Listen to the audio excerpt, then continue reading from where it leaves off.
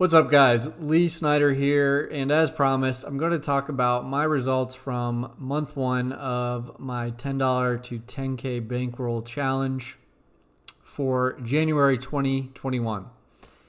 And I'm not just going to go over my results. I'm going to talk about the strategy I used, what worked, what wasn't working, and what I plan to do moving forward. I've got some notes prepared here so I don't ramble. I'm going to make it short, sweet, to the point, and informative. And I'm going to talk about bankroll management, contest selection, all that good stuff. So regardless of what DFS sport you play or what type of bankroll you have, I think this should be informative and helpful for you. So without further ado, let's get into it. Month one, ROI just over 21%, and it was a bit higher, but I had a slide at the end of the month. So not bad. The bankroll now sits at, or at least at the end of January, it's at just over $54, so over 5x of the original $10 bankroll. And if I could keep up a 20% ROI for the rest of the year and my bankroll keeps compounding, I'll get to 10K, no problem. Of course, the question will be, can I maintain this type of ROI in higher dollar entry contests? The opposition in higher dollar contests is naturally going to become harder, so I may not be able to maintain this type of ROI in the 20 to 30% range, but we shall see. So if we want to take a graphical look at this, and this is RotoTracker I'm using, by the way. I have no affiliation with RotoTracker. I do pay for a subscription. I just think this is a no-brainer, absolutely crucial. If you do want to get better at DFS and become more profitable, you need to look at your results. You need to see where you're making money, where you're losing it, and it's really, really helpful to improve your game. So there you go. You can kind of see it's like a downward facing set of stairs, and this is the nature of a GPP player. I played almost exclusively GPPs for this first month, and so I would spike a contest, have some small losses, spike again, and that's the shape you see there, and that's kind of the way hopefully it will continue to look as it goes up. So let's talk about bankroll management first. I've had a lot of people reach out and ask, what's your strategy? How much of your bankroll have you been playing? And the answer is I've been playing about 5 to 20% of my bankroll thus far. Now, just hearing 20% in isolation without any further context, that is going to sound high, or it should sound high to you. But the thing is, I started out with a limited bankroll, and to get off the ground, I had to play, more than the 10% I would like to play for a number of slates. But also, I've almost exclusively been playing 20 max entry quarter GPPs. And I've been playing those for, like a couple years, and I know how I tend to do in them. And it's very, very rare that, so for a 20 max quarter GPP, it's $5 all in, right? So it's very, very rare that I'm going to lose that $5. Usually I get back somewhere between, $2 and $5 if I don't end up, landing in one of those top 3 spots and getting a nice return. So the nice thing about that is it allows you to kind of take your small losses, and then spike back up when you hit, and your bankroll can survive more losses, actually. So if you were just playing double ups, I would never recommend playing 20% of your bankroll, because just due to variance, you could easily lose 3 or 4 slates in a row, and it's an all or nothing proposition. Either you're in the money or you're out of the money. There's nothing in between. And you only have one entry, right? So it's just a different beast with these 20 max tournaments. And so that has allowed to play me a bit higher percentage of my bankroll. Of course, once my bankroll is larger, I will decrease the percentage of it I'm playing. I would like to get it under 10%. But nonetheless, I've been somewhere between 5 or 20% for almost every slate I have played. So now let's take a look at contest selection. As I said, I have been playing primarily GPP, and you can see that here. The majority of the money entered right there is in GPP, but I've played a bit of double up and a little bit of head-to-head, but not much. And you can also see that my best ROI over 25% in GPP, and so I think that's kind of going to be the sweet spot for me. Doesn't mean it's going to work for everyone. You just have to have some self-awareness and figure out, what you feel comfortable with. And ideally, you can, look at your results in Roto Tracker and figure out where your best ROI is. By the way, Roto Tracker has a free option still, I believe, where you can see a limited number of contests. For most people, I think you should be able to go, I think you get 2,000 contests for free. So you should be able to look back a couple months unless you play an insane amount of DFS. But ideally, you probably want to get, the low end or the mid-tier subscription. Then you can really look back 1 to 2 years and see how you're doing over that longer time horizon. There'll be less noise in that data. But anyway, this is something that I saw in my trends for the last couple of years, so I knew that GPP was going to primarily be the moneymaker for me. Now, I also want to point out something else that I think is really crucial for double ups specifically. So I'm going to restrict this to double ups for a moment. And then let's go to size here. So what this allows me to do is see my ROI based on the size of the double up, right? So the thing that jumps out to me, and I knew this would be the case, is that I have a good ROI, a great ROI over 50 entrants. And below that, not so great. So what's going on there? Well, you're more subject to variance when there's fewer entrants in the contest. It could just be one of those things where, honestly, a bunch of morons play some goal-dependent forward that nobody in their right mind would play in an optimal lineup, and he scores.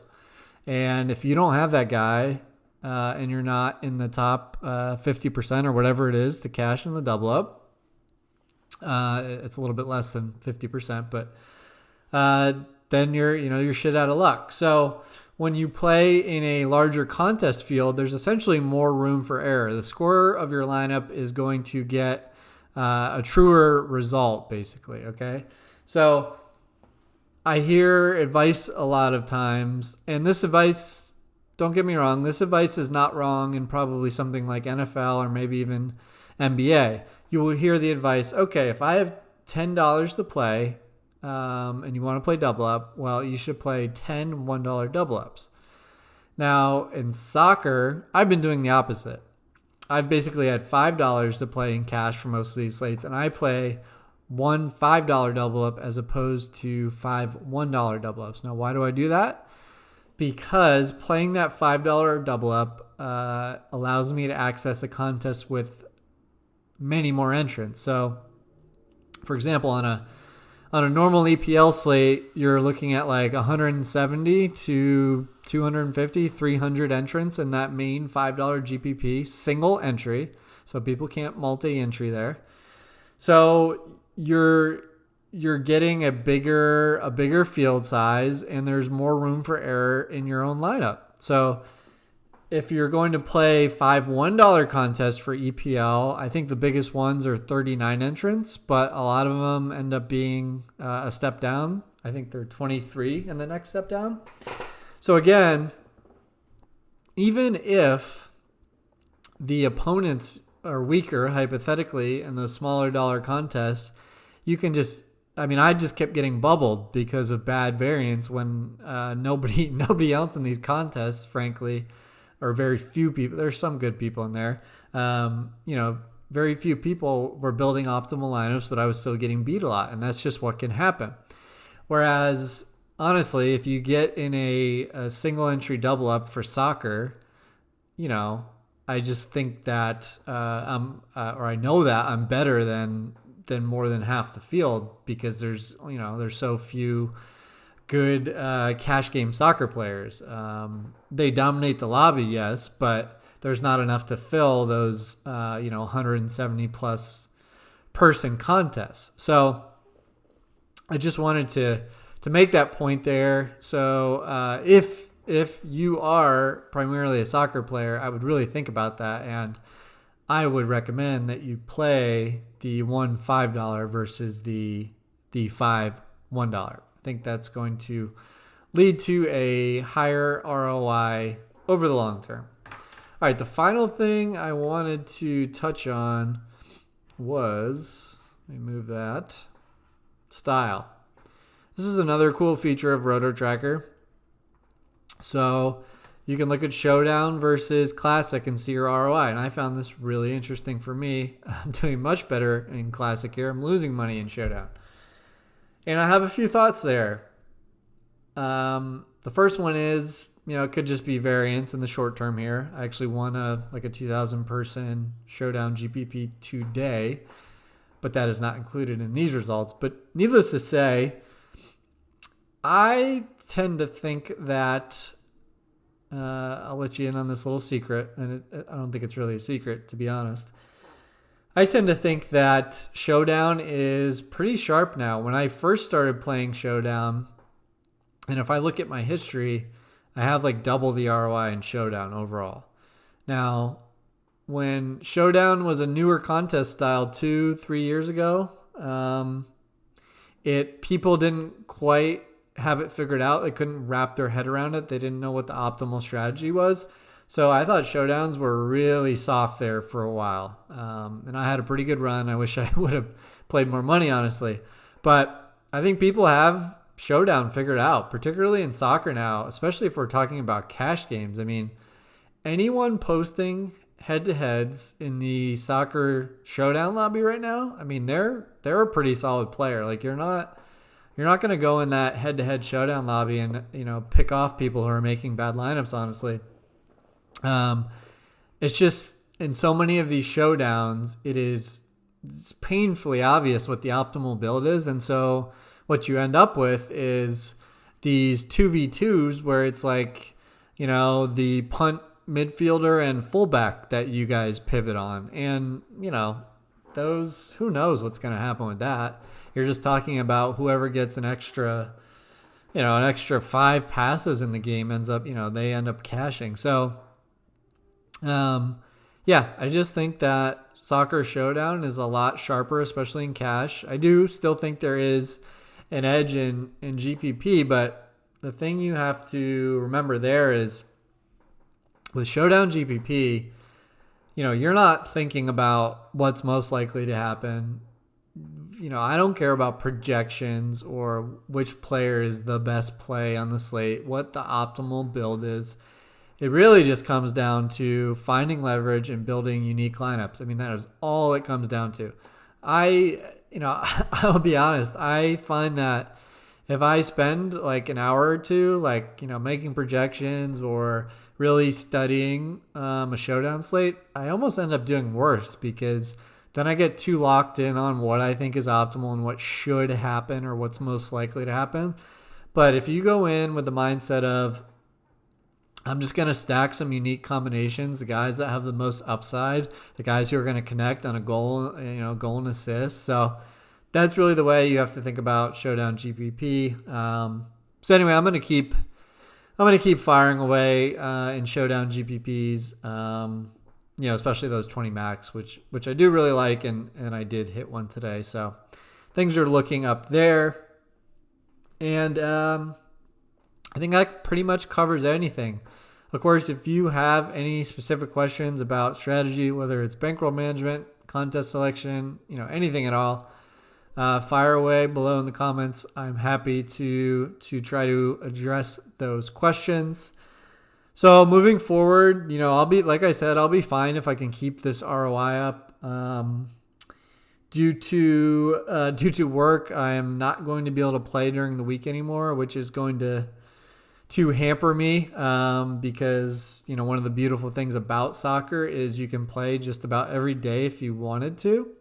So if you were doing this bankroll challenge with NFL, it would be infinitely harder because you only have 17 17 weekends to play. I suppose now there's Showdown on Thursday and Sunday night, and Monday and whatnot, but it's much easier playing soccer.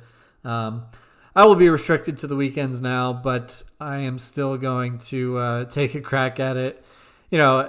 With soccer, there still are 8 to 10 Showdown slates on the weekend anyway, so plenty of opportunities still on the weekend for me to play, but I will just try to keep up this ROI, keep playing the 20 max tournaments, hopefully move up to the dollar stakes when my bankroll gets a bit bigger, and that'll be the plan of action. So thanks for tuning in. Hope you found this helpful. If you have not subscribed to the channel, please go ahead and subscribe if you find this helpful. I do appreciate that support. It means a lot to me. All right, guys, thanks for tuning in. I will see you next time.